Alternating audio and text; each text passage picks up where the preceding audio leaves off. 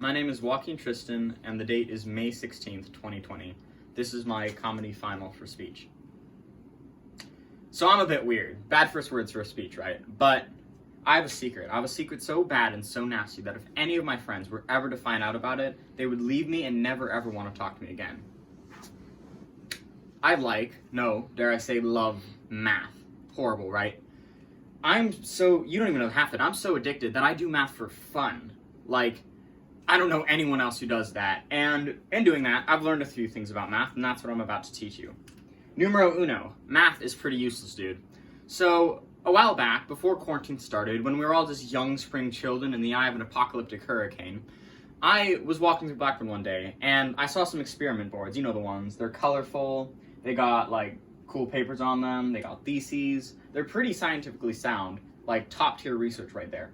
Anyways, I saw one about shuffling a deck of cards, and like any reasonable human being, I thought to myself, hey, I could do that small child's work better than they can. And somewhat surprisingly, I could. So weeks later, and many stupid mistakes later, I had finally finished this thing, and it could calculate the odds of a deck being shuffled or something like that.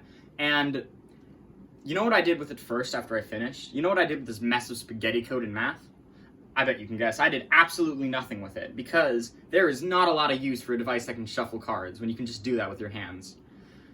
The point of this is, don't do math. It's pretty useless. Point number two. Numero deux. That's French, by the way. Math is just plain wonky. Another project that I remember is one having to do with statistics and probability, and it had to do with a video game, I think. And I started to do this, and as I descended in that pit of sludge that some monsters would like to call statistics, I was sucker punched in the back of the head by just how straight up weird some of this math was. Mind you, at this point I was just but a wee child, 13 barely, and seeing that was traumatizing.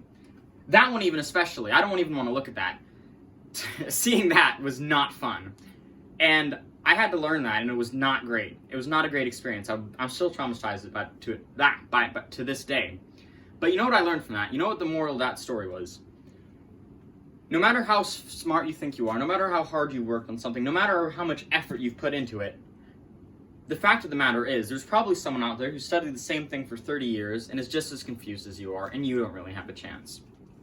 So my final point here, Grave de Gare. That's Mongolian, by the way, for number 3. Math can be fun.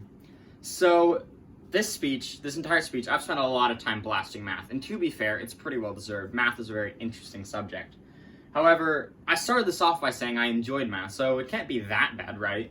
I mean, it is, but that doesn't mean you can't have fun with it. The one thing I didn't mention through all of this is that I was having fun doing these things. I was enjoying myself. It was great. I love going in and finding all these complex theorems and digging them apart. And it was really enjoyable, and I feel like other people would enjoy it too if they simply gave it a chance.